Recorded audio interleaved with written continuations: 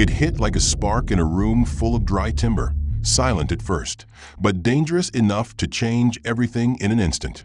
The air had weight pressing against my skin, carrying the unspoken verdict of people who didn't need to say a word to make their meaning clear. Eyes grazed over me like I was a problem they couldn't quite name, but already knew how to solve.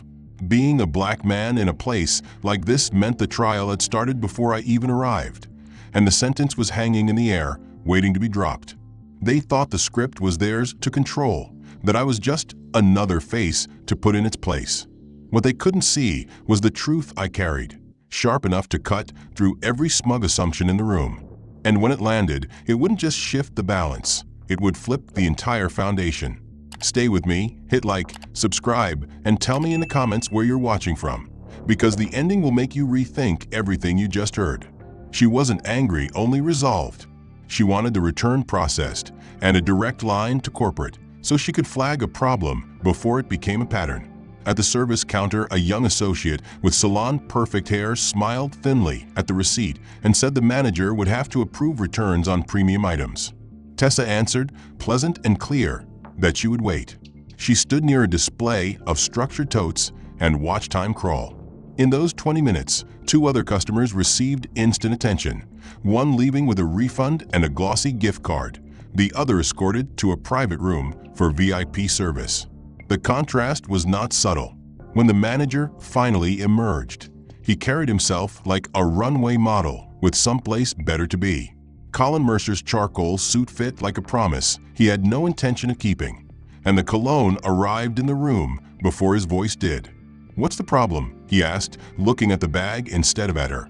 Tessa described the defects and the purchase date, and requested a refund along with a corporate contact for quality escalation. Colin laughed, a short, slicing sound. He said customers often damage bags by stuffing them and then tried to pin it on the store. Tessa's phone buzzed with a discreet reminder for a board meeting 10 minutes away on foot, and she measured the remaining minutes like a pilot checking fuel. She repeated evenly that the stitching had been loose at purchase and that she expected premium workmanship at a premium price. Colin stepped closer, his voice swelling for an audience that had started to form. He suggested people sometimes bought beyond their means and got buyer's remorse.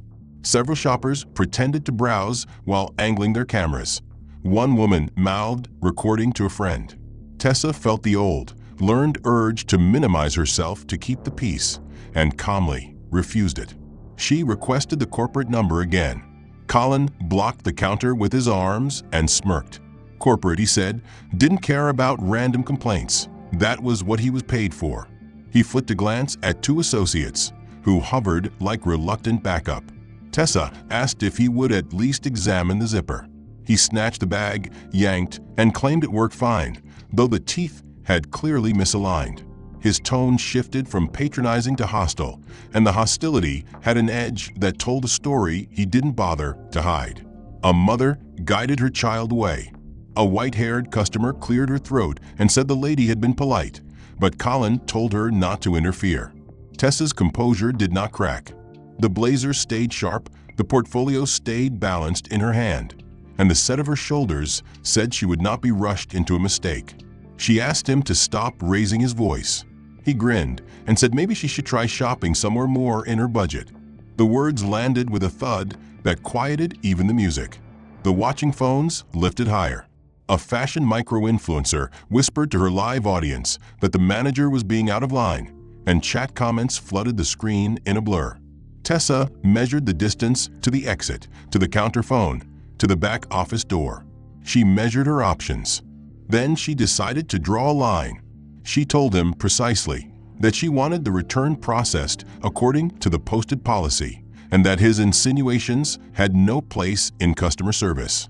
Colin tilted his head, eyes narrowing, and asked if that was a threat. She told him it was a request for standard procedure. He closed the distance until his cologne drowned the scent of leather, and said people like her came in here trying to play games. The phrase carried history. The room seemed to contract. Somewhere near men's accessories, a security camera light blinked red, steady as a metronome. Tessa thought of the boardroom waiting across town, and of younger associates watching to learn which behavior the company rewarded. She kept her voice level and repeated that she expected respect and a policy-compliant return, nothing more. Colin's smile thinned to a wire. He announced that the conversation was over, that he was refusing service, and that security would remove her. Tessa did not move. She said she would wait for security and she would keep recording, and she held her phone at chest height with the screen outward. Colin's gaze flicked to the phone and back to her face, and she saw the petty calculation that had fueled countless small humiliations across countless counters. He leaned in, crowding her personal space, as if proximity could manufacture authority. A teenager murmured, "Yo, this is going viral," and the whisper rippled to the far wall. Tessa's heartbeat stayed steady. She counted 3 breaths. She reminded herself of the simplest truth: you cannot outshout a camera. She told him quietly to step back. He didn't. He called her a problem. He said he knew her type. He said she should know her place. The words were banal, but what followed was not. He took the bag, threw it down on the counter hard enough to make the hardware rattle, and when she reached for it to prevent further damage, he slapped her a sharp, humiliating crack that ricocheted across glass and marble and lodges of breath. For a moment the room froze, like a stage waiting for a cue. The crowd, which had grown steadily during their earlier exchange, was now a wall of eyes and raised phones, the bright rectangles of live streams and recordings framing the scene like an impromptu jury. Somewhere to her left, a woman's voice whispered into a phone, describing what she had just witnessed, and another voice muttered, "People are going to hear about this before we even leave the store." Colin, rather than de-escalate, seemed to draw energy from the attention. His jaw was tight, his nostrils flared, and his voice rose to meet the unblinking lenses around him. "Security," he barked, as if volume could rewrite what everyone had just seen. "I want this woman out of my store now." His tone carried a rehearsed authority, the kind used to make customers second-guess themselves. But here, it only amplified the disbelief rippling through the onlookers. From the corner of the room, 2 security guards moved cautiously toward the commotion. One, Anthony Brooks, was a veteran of retail security and had the measured gait of someone who had walked into plenty of volatile situations. The other, a younger guard clearly newer to the job, glanced between Tessa and Colin, as though trying to calculate who was the real threat. Anthony reached them first, stopping at a polite distance. "Sir, what's going on here?" he asked evenly. Colin gestured sharply at Tessa. "She's causing a disturbance, trying to return damaged merchandise, and making threats when we refused." The words hung in the air, but they sounded brittle, unsupported by the reality that everyone else had just witnessed. Tessa raised an eyebrow, her voice calm enough to cut through the static of tension. "Threats? I haven't threatened anyone here. I've simply asked for a refund and for the courtesy any customer deserves." A murmur of agreement passed through the crowd, several voices confirming her statement. Near the front, a young woman with a high ponytail held her phone up and called out, "It's on my live right now. Over 8,000 people are watching, and they saw everything." Colin's head snapped toward her, his composure thinning as he realized the scope of the audience was far larger than the faces in front of him. He attempted to sneer, but the unease in his eyes betrayed the calculation going on behind them. This was no longer an in-store spat. It was a public relations landmine. The younger security guard looked unsettled. Anthony, on the other hand, kept his eyes on Tessa, noting her posture, the absence of aggression in her stance, and the steady tone of her voice. "Ma'am, have you touched anyone here, raised your voice, or damaged anything in the store?" Anthony asked. "No," Tessa replied clearly, "and there are dozens of witnesses who can confirm that." Someone in the back shouted, "We all saw who got physical first." The words drew a swell of chatter, and a few customers began narrating into their phones, recounting what had happened from the moment Colin had arrived on the floor. Olivia Park, a fashion blogger who had been quietly filming for several minutes, moved a little closer. Her phone screen showed a flood of comments in real time. "This is disgusting. Fire him. What's her name? We're with her." Colin's lips pressed into a thin line, his voice turning sharp again. "This is private property. I have the right to refuse service to anyone I choose." The declaration might have carried weight in another context, but here it drew a sharp retort from a customer near the jewelry cases. You can't refuse service based on race. The room reacted with an audible shift, the charge in the air intensifying. Colin's gaze darted between faces, and he attempted to backtrack, saying it was about behavior, not race. But the damage was done. The phrase "know your place" from minutes earlier still hung like smoke in the minds of everyone who had heard it. Tessa's eyes didn't leave his. "Where exactly do you think my place is, Mr. Mercer?" she asked softly, forcing the question into the space between them until he had to confront it. Colin stumbled over his words, muttering something about customer policy, but the hesitation was damning. Olivia's live viewer count ticked higher: 12,000, 15,000, 18,000. The comment feed was a torrent of outrage and disbelief. Someone nearby opened a Twitter thread, summarizing the incident and attaching video clips.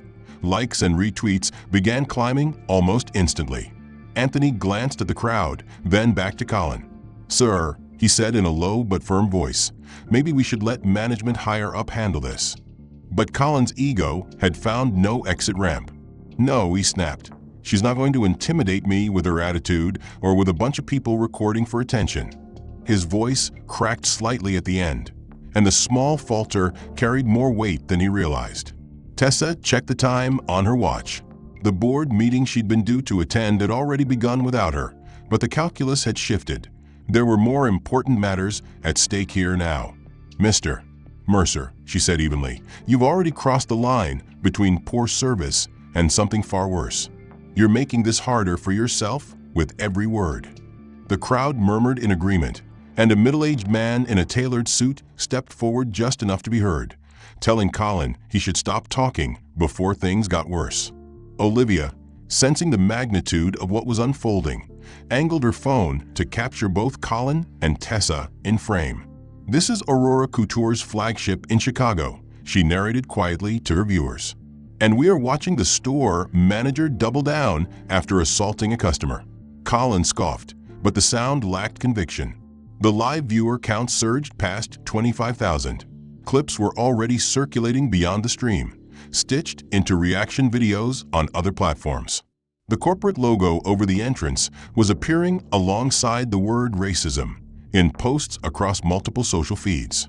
Colin opened his mouth to respond again, but the sound of the main doors swinging open cut him off. The rhythmic click of high heels on marble drew every eye as Linda Collins, the regional supervisor, entered the store with a stride that suggested she had been summoned with urgency. Her gaze swept the scene. Tessa standing firm, Colin flushed and tense, security present, and a dense crowd holding phones aloft. "What exactly is going on here?" Linda's voice carried the practiced tone of someone accustomed to control. Colin jumped in before Tessa could speak, spinning his version of events about a belligerent customer and a fraudulent return. Linda listened, but her eyes kept drifting to the crowd, to the cameras, to the unmistakable awareness that this was already far beyond a private matter. Tessa stood in silence, allowing Colin's words to dig their own pit. The moment he finished, she turned to Linda and said clearly enough for everyone to hear, "Your store manager just physically assaulted me in front of dozens of witnesses." She scanned the crowd, and it was no longer just a handful of onlookers. Over 70 customers had gathered shoulder to shoulder, lining the aisles and spilling into the entrance. Phones were held high like courtroom evidence, and every angle of the encounter between Tessa and Colin Mercer was being captured in crystal clarity. Near the accessories display, Olivia Park's livestream was now showing over 30,000 concurrent viewers, the comments scrolling faster than anyone could read. The feed was flooded with demands for accountability, calls to identify the manager by name, and hashtags already forming that tied Aurora Couture's brand directly to words like assault, racism, and boycott. Several customers were narrating their own versions of events into their devices, uploading videos to Twitter, Instagram, and TikTok with timestamps and captions that left no room for ambiguity about who had done what. Linda stepped closer, her voice projecting authority as she said, "Let's take this into my office and resolve it quietly." The suggestion landed flat. Tessa didn't flinch, her posture radiating calm authority as she replied, There's nothing to resolve quietly. Your store manager struck me in front of dozens of witnesses, and that is not going to be hidden behind a closed door." The words were deliberate, measured, and loud enough for every camera to catch them. Colin's face twitched, his jaw clenching as though he still believed he could wrestle back control of the narrative. "She's exaggerating," he interjected, his voice cracking slightly under the strain. "I barely touched her, and only because she was becoming aggressive."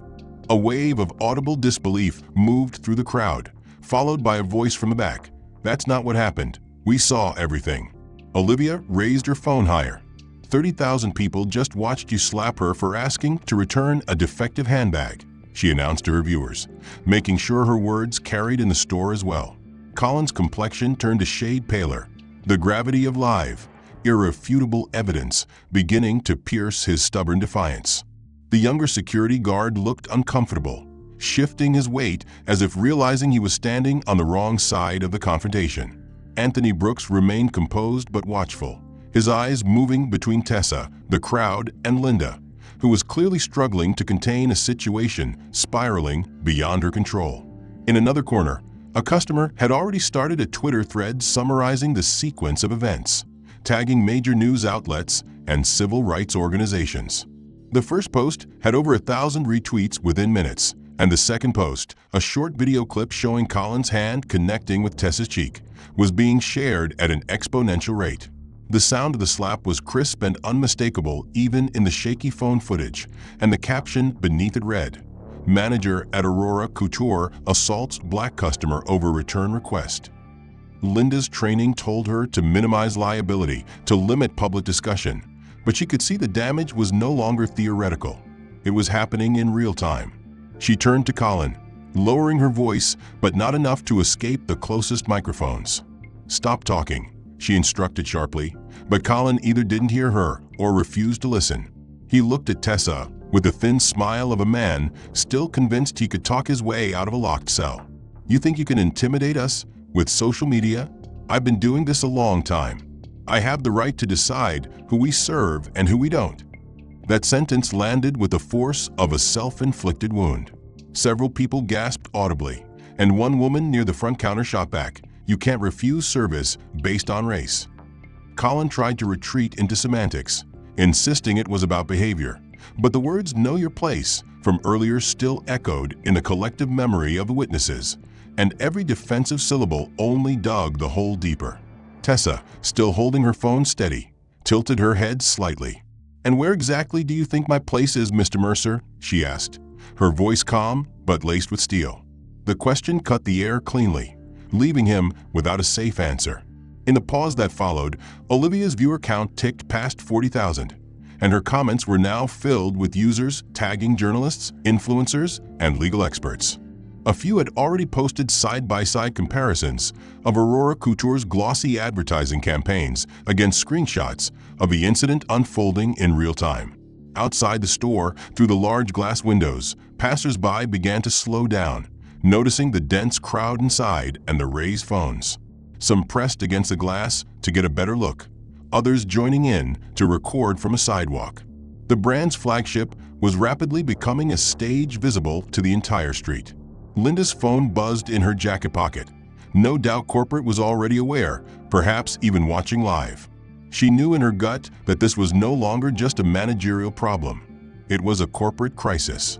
Yet before she could say anything, Colin's voice rose again, full of the arrogance that had carried him through years of unchecked authority. "People like you think the world owes you something," he spat. "Well, it doesn't." This time, the reaction was instant and unanimous. Gasps, murmurs, shaking heads. Anthony took a half step forward, positioning himself subtly between Colin and Tessa, though she hadn't moved an inch. Her eyes stayed locked on the man in front of her, her expression giving away nothing of the calculations happening behind it. She knew exactly what this was now, an intersection of arrogance, prejudice, and a complete underestimation of who he was dealing with. Linda, perhaps sensing the depth of her mistake in not intervening sooner, finally addressed the crowd. "I want to apologize for what you witnessed," she began, but the apology lacked substance without immediate action. Tessa did not give her the chance to wrap it in corporate language. "An apology won't erase what happened," she said firmly. "It won't change the fact that your store manager assaulted me, insulted me, and tried to humiliate me in front of your customers." The public reckoning of the last few minutes had stripped away any illusion that this was just a customer service dispute. Every additional pair of eyes, every new live viewer, every post going viral tilted the advantage further from the man who had been so sure of his authority and toward the woman he had tried to dismiss. Tessa remained absolutely still, her portfolio still in her hand, her phone steady, and her expression measured to the point of unnerving. But the composure was no longer merely defensive. It was deliberate control, a readiness to choose her next move on her terms. The words from the previous stage still lingered in the air. She had named the assault, the crowd had validated it, social media had confirmed it, and Linda Collins, the regional supervisor, stood in the uneasy middle, knowing that corporate headquarters might already be treating this as a crisis unfolding in real time. Colin, however, was still speaking when silence would have been the only lifeline left to him. His voice, louder now but thinner in conviction, repeated that this was private property and that he could decide who stayed and who left, his tone betraying the cracks in his confidence as the onlookers reacted with murmurs, scoffs, and the occasional sharp retort. Anthony Brooks, the senior security guard, positioned himself subtly to the side, no longer simply an observer, but a quiet barrier between escalation and potential violence. His years of experience telling him that this was the moment where tempers could tip into something irreversible. Outside, more people were pressing against the large glass windows, drawn by the sight of the crowd and the glow of dozens of phone screens. The flagship store was no longer just a retail space, but a living broadcast, its walls transparent both literally and digitally. Through Olivia Park's livestream, now approaching 60,000 viewers, comments poured in from around the world. People from other cities and countries recounting similar stories, tagging consumer rights lawyers and demanding public statements from Aurora Couture. A few commenters claimed to have already emailed the brand's PR department with links to the footage. Others promised to flood the company's social media accounts until action was taken. In the middle of this, Tessa decided to speak again, her voice calm but carrying enough authority to silence the nearby conversations. "Mr. Mercer, do you understand what's happening right now?" she asked, tilting her head slightly in a way that forced him to meet her eyes. "This isn't just you and me anymore. Every word you say is going out to tens of thousands of people, and they can all see exactly what you've done." Her tone wasn't raised, yet it cut through the hum of the room like glass. Colin's jaw tightened, but instead of stepping back, he smirked faintly as if to prove he wasn't intimidated, though his eyes betrayed a flicker of unease. "I don't care who's watching," he said, but the tremor at the edge of his words made the statement hollow. "You should," Tessa replied evenly, "because the world is watching, and so is your corporate office." The crowd reacted with a low murmur, some people glancing toward Linda, as if expecting her to confirm or deny the truth of that statement. Linda herself stayed quiet, her professional instincts warring with the awareness that she might already be part of a disaster she couldn't contain. A man in the crowd, older and dressed in a navy business suit, spoke up from near the jewelry cases, his voice calm but firm. "If I were you, I'd stop talking immediately and wait for legal counsel. You've already done enough damage." The unsolicited advice seemed to land more heavily on Linda than on Colin, who tried to brush it off. But the cameras caught the way her shoulders stiffened and her eyes narrowed at him. It was clear to everyone that her patience was wearing thin, not with Tessa, but with the store manager who seemed determined to make a bad situation worse. At the far end of the store near the entrance, a local news reporter named Gavin Steele had slipped inside with a small camera crew, the unmistakable red recording light blinking as they began filming. He was live for a local news blog with a modest following, but in this moment his feed was being picked up by larger outlets, some of which had already retweeted clips from Olivia's stream. The arrival of actual media seemed to push the energy in the room to a new threshold. What had started as a confrontation, then become a viral incident, was now transforming into a documented news event with the potential to explode far beyond social media. Colin noticed them, his head turning sharply toward the camera, and the recognition flickered across his face. This was no longer a problem he could threaten away. Still, he tried to bluster through, saying something about not being afraid of fake news. But the crowd's reaction was immediate and derisive. Several people outright laughing at the attempt to dismiss what dozens of witnesses had just seen with their own eyes. Tessa let the laughter fade before she spoke again. "Mr. Mercer, in situations like this, it's usually smart to stop talking and start listening," she said, her voice as calm as if they were discussing a business deal in a boardroom. "But since you seem intent on doing neither, I'll make it simple. You've already ensured this incident will be part of your record. The only question left is whether it also becomes part of your company's permanent record." The words were not shouted, yet they carried a weight that landed visibly on Linda, whose face tightened as though she had just heard the truth spoken aloud for the first time that afternoon. Outside the store, 2 police officers had arrived, alerted either by a call from corporate security or by the sheer number of people gathered on the sidewalk. They hadn't entered yet, instead observing through the glass, as they spoke briefly with someone in a dark suit who had just pulled up in a black sedan, a figure that would soon become relevant, but in this moment remained unknown to most of the crowd. The police presence, subtle as it was for now, added another layer of gravity to the unfolding situation, reminding everyone that this was no longer just a matter of internal policy. In the growing quiet of the store, Olivia announced to her live stream audience, "It's official, there are now multiple news crews here, and the police have arrived." She did not step back or shrink into the background now that law enforcement was at the door. Instead, she shifted her briefcase from one hand to the other, unfastened the clasps, and began to open it slowly, every movement measured, her eyes still on Colin Mercer, who had started to look less like a manager defending his store and more like a man realizing he had been standing on a trapdoor the entire time. The crowd leaned forward collectively, their phones angling to capture whatever was coming next. Colin tried to keep his expression flat, but there was a flicker of something in his eyes, confusion, maybe a hint of fear, that betrayed him to anyone watching closely. He opened his mouth as if to speak, perhaps to reassert control, but Tessa's voice, calm and deliberate, cut across the space before he could form a sentence. "Mr. Mercer, you've spoken a lot today about standards," she began, her tone almost conversational, though the tension in the room made each word sharper. "Maybe it's time we discussed what those actually look like." The words sent a murmur through the crowd, a subtle recognition that something significant was coming. With a single practiced motion, she drew from her briefcase a leather-bound portfolio embossed with gold lettering, the kind of corporate stationery that signaled authority before a single page was read. She set it on the counter between them and opened it, revealing neatly organized documents in heavy stock folders, each marked with discreet but unmistakable company seals. The first page she flipped to was a set of quarterly performance reports for Aurora Couture's Chicago flagship. Her voice remained steady as she read aloud a line about the store ranking in the bottom 15% for customer satisfaction across the company's network, a statistic that caused Linda Collins to shift uncomfortably where she stood.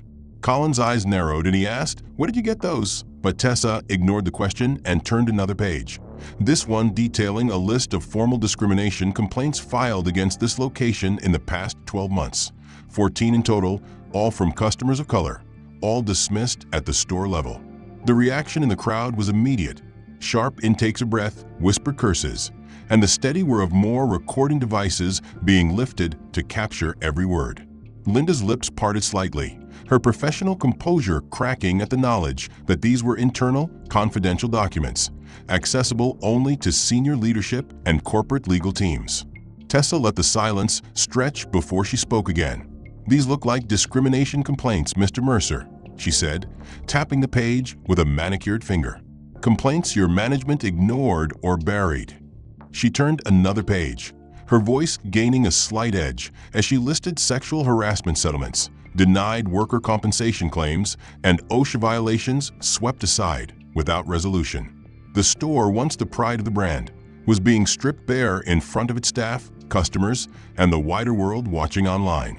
Riley from the crowd whispered to her own stream audience that she had no idea how this woman had access to such documents, but the speculation in the comments was already spinning. Colin, looking rattled now, said, You can't have those. Those are private company files, his voice breaking slightly. Tessa looked up from the portfolio for the first time since she'd opened it, locking eyes with him in a way that made the space between them feel suddenly smaller. "You're absolutely right," she replied evenly. "They are private company documents." She let that acknowledgement hang for a beat before reaching into her briefcase again, this time withdrawing a slim business card holder made of polished ebony and platinum. From it, she selected one card and held it between her fingers, the simple white rectangle gleaming under the store's lights. Then, with perfect clarity, she said, "I'm Tessa Morgan, Chief Executive Officer of Morgan Prestige Group." The words seemed to reverberate against the walls. She let the card fall to the counter, its embossed lettering visible even from several feet away. A collective gasp rippled through the crowd, some customers literally taking a step back as the realization landed. Colin's mouth opened, but no sound came out, his gaze flicking between the card, her face, and the documents she had just read aloud. Linda's hands trembled slightly at her sides. She looked down at the card as if reading it might somehow change the truth. The cameras caught everything. The moment of disbelief, the shock that rolled across Colin's face, the way the power dynamic inverted completely in an instant. Outside, passers-by, who couldn't hear the words, could still feel the shift in the air, watching as the woman they had assumed was just another customer revealed herself to be the owner of the very brand whose flagship store was now under siege by its own misconduct. Colin managed to stammer, "That's not possible. You can't be." But Tessa cut him off with the same calm finality she had shown all afternoon. "I am the woman you just called a problem, the woman you tried to humiliate, the woman you struck in front of witnesses and a global audience. I own this store and I own your job." The last 5 words landed like a gavel strike. Linda, almost instinctively, bent to pick up the card, her eyes scanning the title and the corporate logo before she whispered, "I didn't know." Tessa's gaze shifted to her, cool but unflinching. "If you had known, would you have treated me differently?" The question, posed in the same even tone as everything else she'd said, carried a philosophical blade that cut through every layer of corporate etiquette. The implication was clear, and the crowd reacted audibly, some nodding, others murmuring agreement. This was no longer a discussion about a single incident, but an examination of how power and respect were allocated in this store, and by extension, in every store under the brand's umbrella. Colin, visibly pale now, tried to recover. "Ms. Morgan, this is all a misunderstanding, I didn't mean," but she interrupted him again, her voice still steady. "You didn't mean to be racist, or you didn't mean to get caught being racist. Because there's a difference." The distinction drew a low hum of acknowledgement from the crowd, a sound somewhere between approval and recognition of a truth laid bare. Olivia's livestream surged past 100,000 viewers, the chat filling with applause emojis, fire symbols, and calls for Colin's immediate termination. Tessa had not moved from her position, her briefcase now closed but resting on the counter like a sealed case file waiting for the right courtroom. Her posture was one of absolute authority, the calm in her expression sharpening into the kind of resolve that belonged to someone who had fought their way to the top of a Fortune 500 company and had no intention of letting it be tarnished by a store manager's arrogance. Colin, whose voice had been so loud minutes earlier, stood frozen, his face drained of color, his eyes darting between Tessa, the crowd, and the documents that had just dismantled his sense of control. Linda Collins, who had arrived hoping to quietly defuse a customer service problem, now stood in the position of a regional supervisor caught in a live, recorded, multi-angle broadcast of her store's leader being accused of assaulting the company's CEO.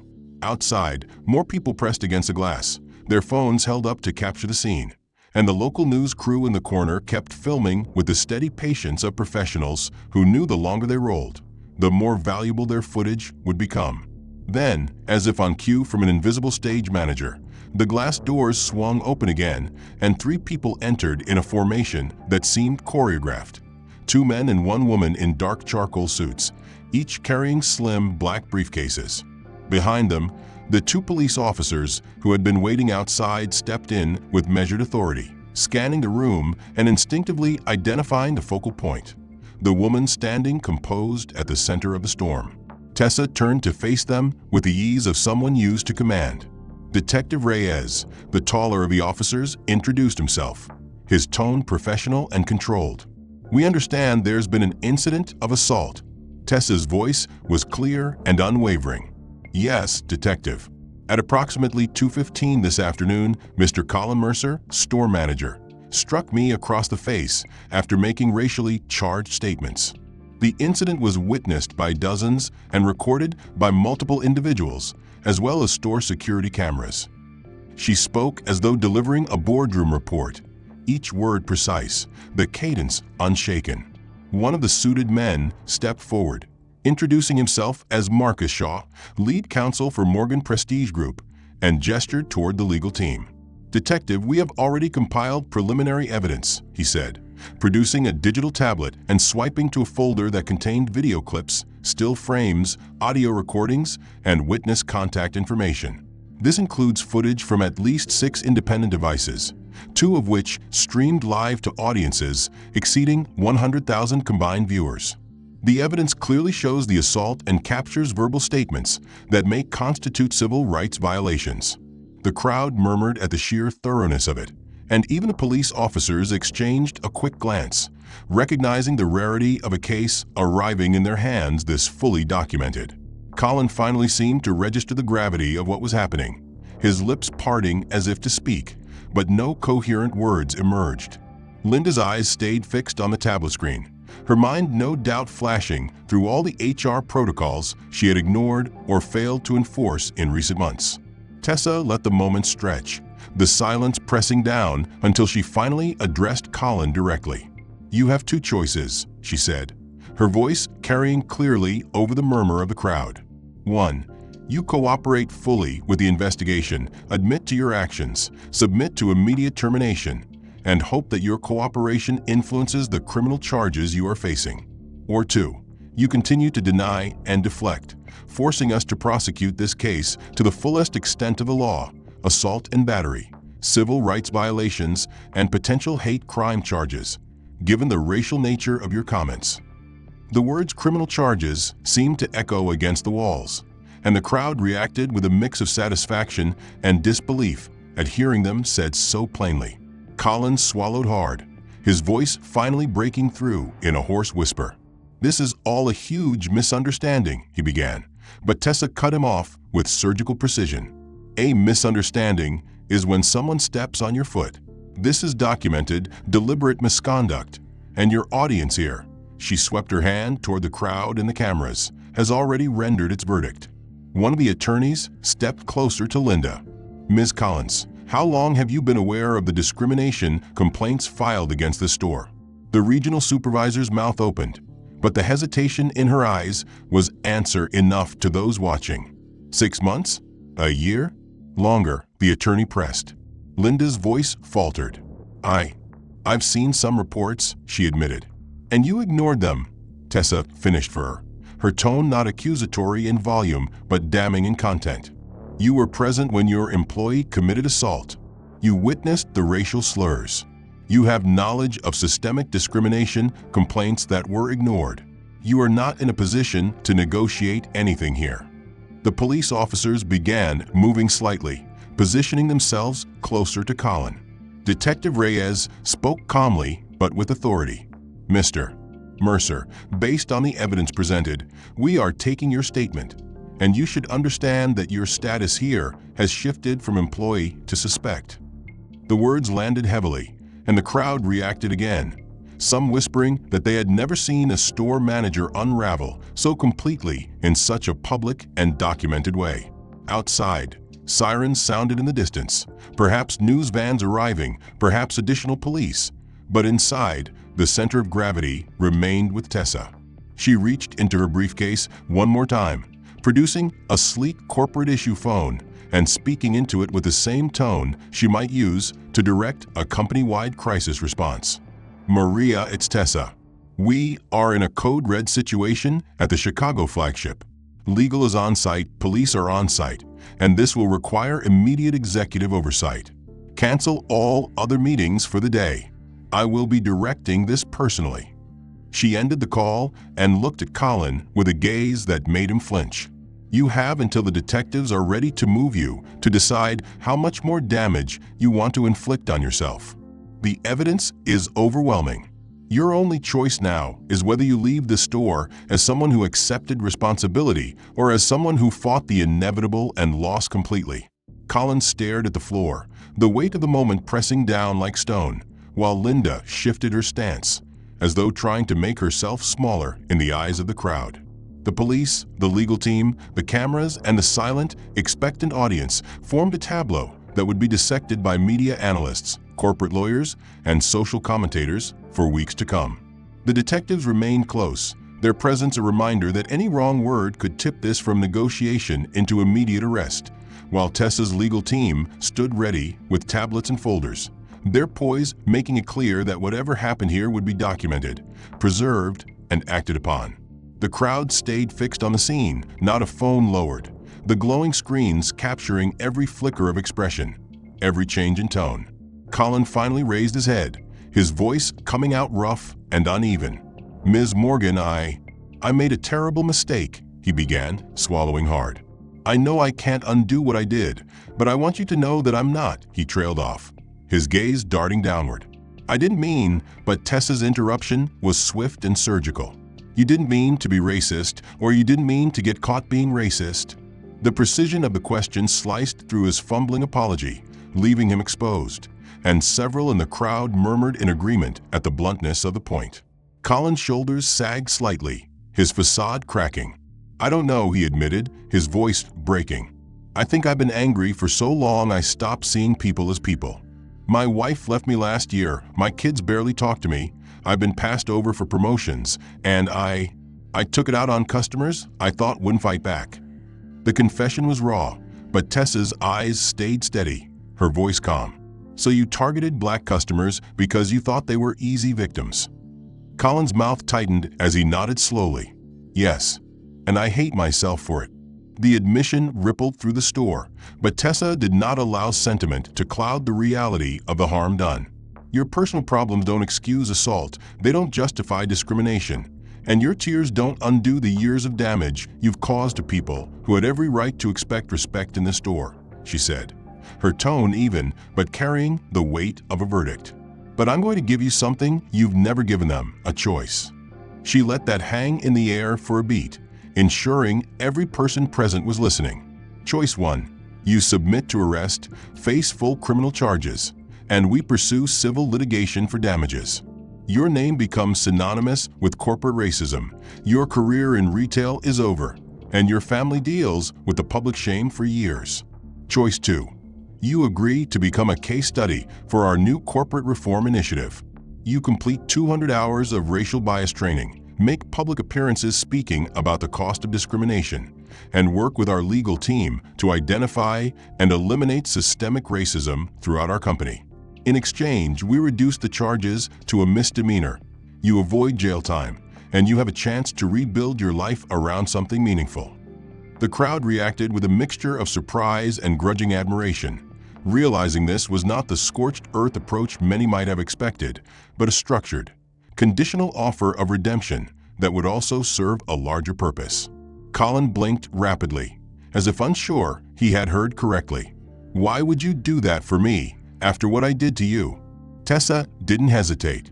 Because punishment without education doesn't change behavior, and because stories of real transformation have more power to prevent future harm than simple convictions.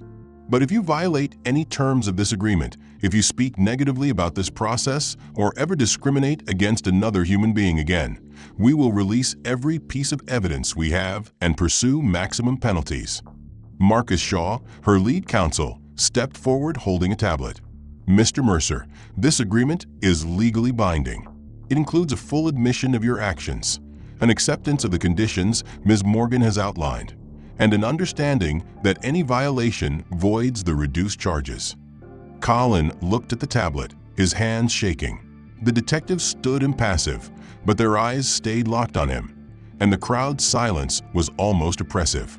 Finally, he reached for the device and signed, the digital pen hovering for a moment before he pressed it to the screen. The act felt like an exhale through the entire store. Tessa took the tablet back from Shaw and turned to the audience.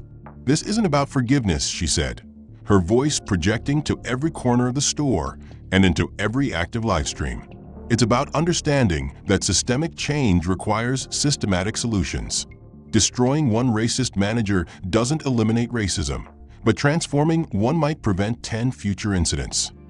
The response from the crowd was immediate: applause, murmured agreements, and a flurry of comments flooding live feeds with phrases like education over incarceration, and "this is how you create change."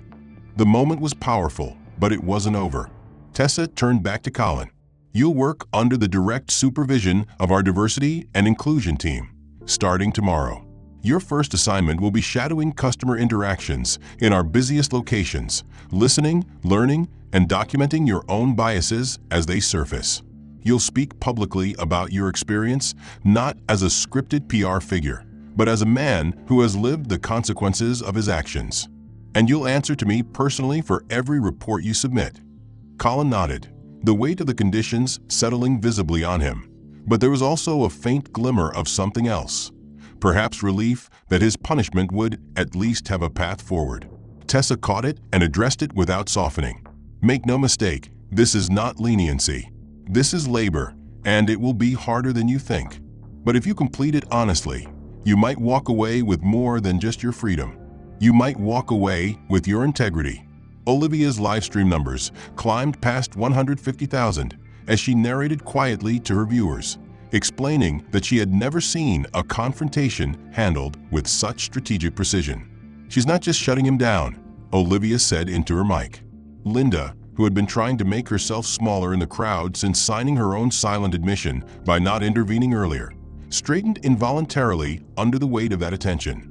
Her years of corporate training telling her to prepare for a formal conversation, but her instincts screaming that this was about to be anything but routine. Tessa spoke without raising her voice, yet every syllable landed with precision. "Ms. Collins, unlike Mr. Mercer, you do not get to negotiate your terms," she began, making the power imbalance explicit. "You supervised a store with 14 discrimination complaints in 6 months. You failed to address systemic bias. You enabled a culture of disrespect through willful ignorance."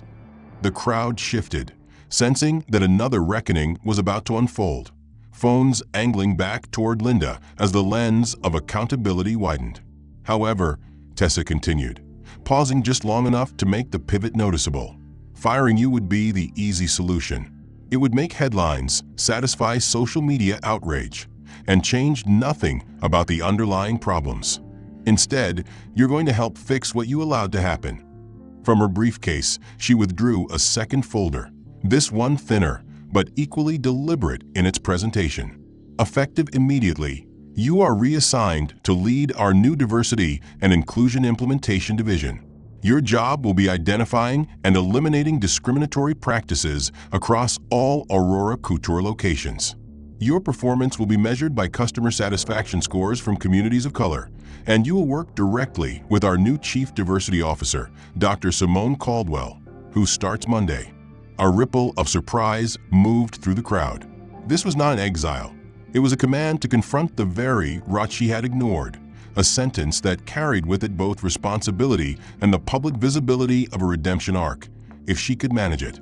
Linda's mouth opened slightly, as though to speak, but no words emerged, and Tessa pressed on. "Your first assignment is the development and launch of the Aurora Respect Customer Feedback System, a direct line from customers to corporate that bypasses store management entirely. It will allow customers to report discrimination in real time, and every complaint will be escalated directly to executive leadership. Our goal is a 24-hour response time to every verified report." She slid the folder across the counter toward Linda, who took it with hands that trembled just enough for the cameras to catch. "You will have 30 days to make this operational, and I will be monitoring every milestone personally." The murmurs of the crowd were tinged with approval, and Olivia Park's live stream chat exploded with messages praising the approach as systemic change in action and poetic justice. But Tessa wasn't finished. She turned toward Anthony Brooks, the senior security guard who had, from the very beginning, demonstrated both restraint and integrity in a situation that could easily have spiraled out of control. "Mr. Brooks, I've been watching you throughout this incident," she said, her tone softening but still deliberate. "You ask questions instead of making assumptions. You observed before reacting, and you stepped between your manager and a customer in a way that showed courage without escalation. That is exactly the kind of conduct I want in every one of our stores. I'd like to offer you a position in our new customer experience division. You will train security personnel across our entire network in bias recognition and de-escalation techniques. The role comes with a promotion, expanded authority, and a salary to match." Anthony's eyes widened, and his immediate, almost reflexive nod was followed by a more composed, "Yes, ma'am. Absolutely." The crowd reacted with another wave of applause, this time warmer, the kind reserved for moments that reward integrity. Tessa let the energy in the room crest before moving to her next point. "The changes don't stop there," she said, now addressing everyone, customers, staff, the live stream audience. "Effective immediately, we are establishing a $25 million customer dignity fund to compensate anyone who has experienced discrimination at one of our locations. Claims will be reviewed by an independent panel led by civil rights attorneys, and every settlement will be accompanied by a formal apology from corporate." She swiped across her tablet, projecting key points onto a store monitor that had been switched from promotional footage to a live display of her directives. "We are also implementing mandatory, ongoing bias training for all 15,000 employees. Not a single-day seminar, but a sustained education program developed in partnership with the NAACP and the Anti-Defamation League. And within 18 months, 40% of our vendor contracts will be with minority-owned businesses." This isn't just about changing how we treat customers. It's about changing who we do business with and how our values are reflected in every transaction. The details rolled out with the precision of a CEO used to presenting quarterly transformations. But the difference here was that the transformation was happening in real time, in full public view. The legal team stood ready to formalize each initiative. The media recorded every announcement, and the online audience amplified her words to a scale no internal memo could have reached. "Store 47, she continued, using the corporate designation for the Chicago flagship, will close for 1 week while all staff undergo intensive retraining. When it reopens, it will serve as our flagship diversity and inclusion showcase location, setting the standard for the rest of our brand." The irony was not lost on anyone.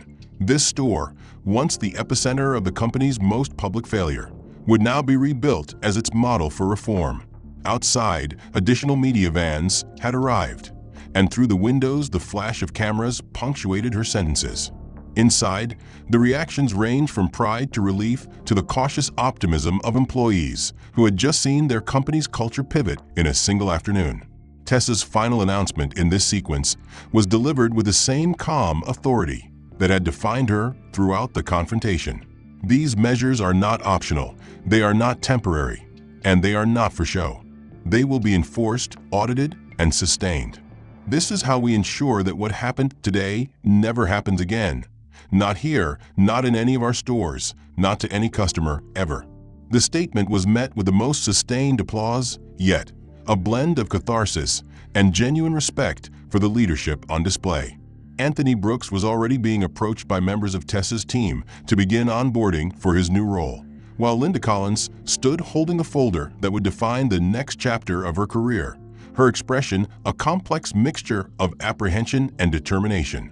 The footage of her confronting Colin Mercer, reassigning Linda Collins, promoting Anthony Brooks, and announcing sweeping reforms was already trending across every major network, stitched together into rapid-fire highlight reels under hashtags like #AuroraCoutureReform, #TessaMorgan, and #JusticeInLuxury. The street was choked with camera crews, microphones poised like spears toward the entrance, reporters calling out questions in a chaotic chorus. Inside, Tessa stood near the entrance, speaking quietly with her legal counsel, while the staff worked to close down the store as per her new directive. Every employee had the look of someone processing both shock and relief, shock at the scale of change, relief that the toxic hierarchy that had dominated their daily lives was finally being dismantled in real time. As Tessa stepped toward the doors, the noise outside swelled, the crowd's energy sharp and unyielding. She emerged not as a flustered customer in the middle of a viral incident, but as a composed executive who had just executed a public corporate realignment, her posture straight, her voice unwavering as she raised a hand to quiet the reporters. "Today was about accountability," she began, her words immediately picked up by every boom mic and parabolic dish within range. Not just for individuals, but for a system that failed its customers and its own stated values. This is not a PR move. This is not a temporary fix. This is structural reform, and it begins now. A ripple moved through the assembled media as they realized she was delivering a statement, not answering scattered questions. She laid out the reforms again for the cameras, this time with sharper emphasis on timelines and oversight, ensuring that the sound bites would leave no ambiguity about her commitment. Reporters shouted follow-ups, but she only took one question from a journalist with the Chicago Tribune who asked whether she believed the brand's wealthy customer base would accept such sweeping changes. Tessa's response was measured but firm. If a customer believes that dignity, equality, and respect undermine luxury, then they're not our customer. Aurora Couture will not compromise on humanity for profit. That line struck like an electric current through the crowd, journalists scribbling furiously, news producers gesturing for their crews to get the audio clean, and social media already running with the quote. Just down the block, a group of local activists who had arrived mid-announcement began chanting her name, their signs calling for similar reforms in other retail chains. A local news van cut to a live interview with Olivia Park, still holding her phone, her voice breaking slightly as she described the moment Anthony Brooks was promoted, noting that in her years of live streaming consumer incidents, she had never seen an outcome like this, measured, immediate, and focused on change rather than optics. Back in the store, Linda Collins was already in a closed-door meeting with Dr. Simone Caldwell, who had arrived unexpectedly after seeing the live stream, offering to begin work ahead of her official start date.